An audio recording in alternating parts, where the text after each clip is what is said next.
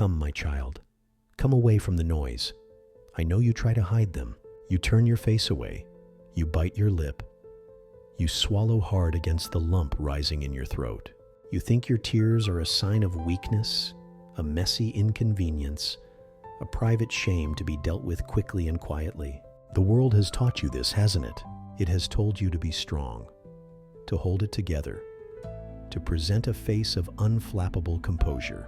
But I am here to tell you a truth so deep and so eternal that it rewrites everything you've been taught. Your tears are sacred to me. Yes, sacred, holy, precious. They are not a sign of your weakness. They are a testament to the profound depth of your heart, a heart that I myself created. Every single tear that has ever traced a path down your cheek is a language I understand perfectly, a prayer I never miss, a jewel I collect and treasure. So let's talk about them, you and I. Let's talk about the salty rivers of your soul. I remember the first time you truly cried. Perhaps it was a child's cry over a scraped knee, a pure, uncomplicated burst of pain and surprise. I was there. I was the gentle hand of your mother, dabbing it clean, the soothing voice that told you it would be okay. In that simple moment, I was teaching you that your pain mattered, that it deserved attention and comfort. You have forgotten that lesson, I think. You now treat your soul-deep wounds with less care than you did a childhood scrape. Let's speak of the tears of grief. Oh, the heavy, relentless tears of loss, the ones that come in waves, so powerful they threaten to pull you under. They rise when you see an empty chair at the dinner table, when a familiar scent catches you off guard, when you hear a song on the radio, and the memories come rushing back with a force that buckles your knees. You cry until your eyes are swollen and raw, until your body aches with the sheer effort of mourning. Do not ever believe you cry alone. In those moments, I am closer to you than the very breath you struggle to draw. I am mourning with you. Your loss echoes in my own heart. I created the person you miss. I love them too. Your tears honor the love that was shared, and anything that honors love honors me. They are not pointless. They are a holy eulogy, a liquid testament to a life that mattered, to a bond that death itself cannot break. Every sob is a verse in a sacred poem of remembrance, and I am listening to every word. Then there are the tears of frustration and anger. The hot tears, the ones you try to blink back because they feel dangerous. They come when you have been wronged, when you have been misunderstood, when you have fought so hard for something only to see it crumble. They are the tears of injustice, of helplessness, of screaming at a world that seems deaf and unfair. Do not be ashamed of these tears. They are born from a righteous place within you, the part of you that I fashioned to recognize that things are not as they should be. Your anger at injustice is a faint echo of my own. When you cry out, "This isn't right," out a part of my own heart cries out with you. Bring those hot, angry tears to me. Pour them out. Don't bottle them up where they will curdle into bitterness and poison your spirit. Let me take them. I can bear their heat. I can transform that fiery energy into a passion for change, into a resolve to build a better way. Your frustration is not a sin. It is a sign that you are still fighting, that your spirit has not been broken. Those tears are the sweat of a warrior's soul, and they are sacred to me. And what of the silent tears? The ones that fall when you are utterly alone, often in the dead of night. The tears of loneliness, the ones that slide from the corners of your eyes and onto your pillow with no sound at all. You feel invisible in those moments, don't you? A tiny, forgotten soul in a vast, sleeping world. You feel that if you disappeared in that instant, no one would even notice until morning. Oh, my beloved child, if you only knew how brightly you shine on my radar in those moments. Those silent tears are the loudest to me. They are a pure, distilled signal of a heart that longs for connection, for belonging, for reassurance that it is not, in fact, alone. I see each one. I catch them before they even touch the pillow. In that crushing silence, my presence is the very air you breathe. I am the stillness in the room, the quiet watcher in the dark. You are never, ever invisible to me.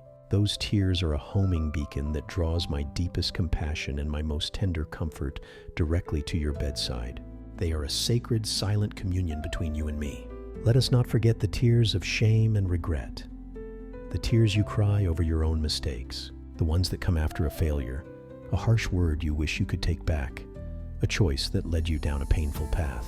These are perhaps the hardest tears to shed, because you feel you do not deserve comfort. You feel you have brought this pain upon yourself.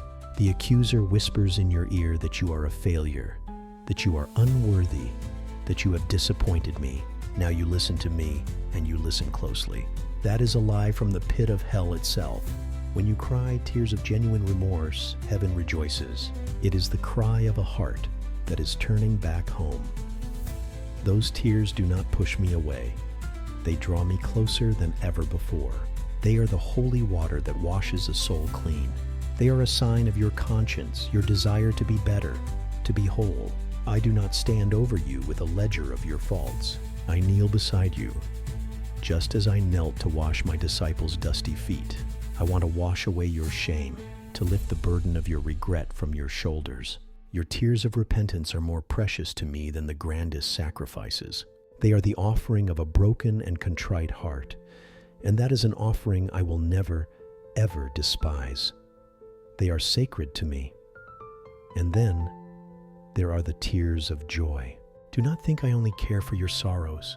Your tears of overwhelming happiness, of profound gratitude, are a symphony to me. The tears that well up when you see the face of your newborn child for the first time. The tear that escapes when you are standing in a place of breathtaking beauty and you are overcome with awe. The tears that stream down your face at a wedding, celebrating a new beginning. The tears of relief when a prayer is answered, when a loved one is healed, when a long-awaited breakthrough finally arrives. These are sacred too. They are a form of worship. They are your spirit's way of saying, this is too much beauty, too much goodness, too much grace for my heart to hold. In your joy, I rejoice with you. Your happy tears are like sunlight glinting off the crystal sea in heaven. They are a pure reflection of the joy I designed you to experience. Never stifle them. Let them flow. They are a testament to the goodness that is still present in the world, a sign that your heart is still open to wonder, and that is a beautiful, sacred thing. I also see the tears of empathy, the ones you cry not for yourself, but for another. When you weep over a story of tragedy in the news, when your heart breaks for a friend's suffering, when you are moved by a story of courage against all odds. These are perhaps the tears that make you most like me. They are born from the place of divine connection within you, the part that understands that we are all tied together, that another's pain is our own pain. When you cry for another, you are participating in my own compassion for the world. You are being my heart on earth. Those tears are a holy act of intercession, a selfless prayer that transcends words. They are a sign that my love is flowing through you, and there is nothing more sacred than that. I know there are also the tears of sheer exhaustion, the tears of the overwhelmed, the parent who has nothing left to give, the caregiver who is worn down to the bone, the student or worker under crushing pressure, the one battling a chronic illness. The tears that say, I can't do this anymore. I have nothing left. These are the tears of surrender. And in my kingdom, surrender is not defeat. It is the prerequisite for true strength. When you cry those tears, you are finally admitting that you were never meant to carry it all alone. You are opening the door for my strength to become perfect in your weakness. Pour out your exhaustion to me. Let those tears be the emptying of your own depleted reserves so that I can fill you up with mine. They are a sacred invitation for me, your Creator, to step in and carry the load for you. Do you remember the shortest verse in all of Scripture? Jesus wept. 2 words. But they contain a universe of meaning. I did not come to earth as a stoic, unfeeling deity. I came as a man, and I experienced the full range of human emotion. I wept with grief at the tomb of my friend Lazarus. I wept with sorrow over the city of Jerusalem, my heart breaking for its blindness. I understand what it is to have a heart so full that it overflows through the eyes. My tears sanctified your tears. They made them holy. They forever silenced the lie that crying is a sign of a lack of faith. My faith was perfect, and still I wept. So cry, my child. Release the floodgates.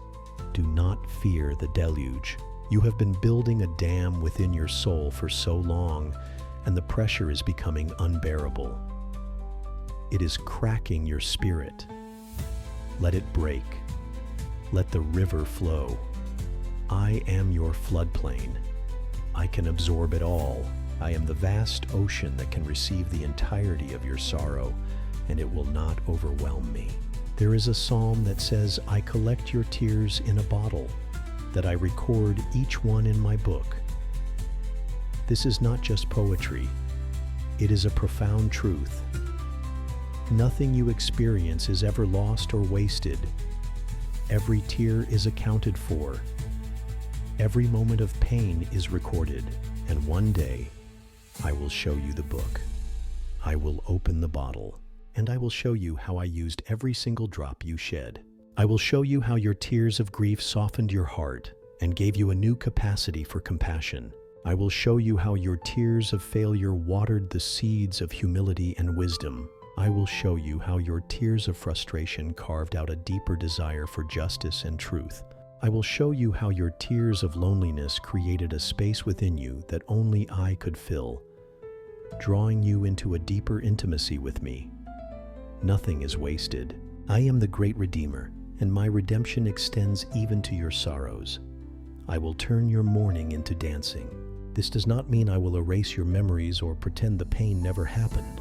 It means I will integrate the pain into your story in such a way that it becomes a source of your greatest strength, your deepest beauty, and your most profound purpose. The world fears tears because it fears what they represent: vulnerability, loss of control, the raw, unfiltered truth of the heart. But I am not afraid of your truth. I am not uncomfortable with your vulnerability. In fact, it is where I do my best work. It is when you are at the end of your own resources, with tears streaming down your face, that you are most open to mine. So the next time you feel that familiar sting behind your eyes, do not fight it. Do not see it as your enemy. See it as a holy summons, an invitation to stop, to be still, and to commune with me in the most honest way possible. Find a quiet place, or don't. Cry in your car, cry in the shower, cry while you're walking. It does not matter. Just let it happen. And as you cry, talk to me. Let the tears be the ink that writes the letter of your heart to me. I am reading every word. I am validating every feeling. I am honoring your pain. I am celebrating your joy. I am holding your heart. Your tears are sacred because you are sacred to me. You are my child. You are my masterpiece. You are the beloved of my soul. And everything that concerns you concerns me. Everything that breaks your heart breaks mine. And every tear you shed is a precious, holy thing that I will keep safe for all eternity. They are the diamonds of your soul, and you, my child, are my greatest treasure. Now rest, be at peace, and know that you have permission to feel. You have permission to weep, for your tears are safe with me, always.